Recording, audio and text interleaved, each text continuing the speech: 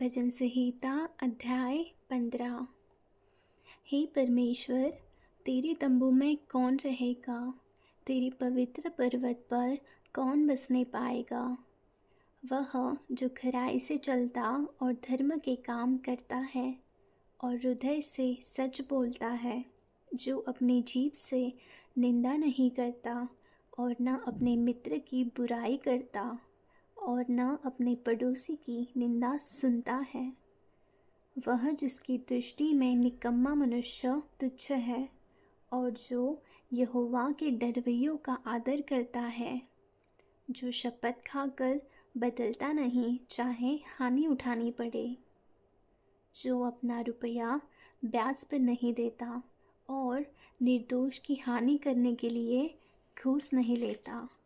जो कोई ऐसी चाल चलता है, वह कभी न डगमगाएगा। आमीन।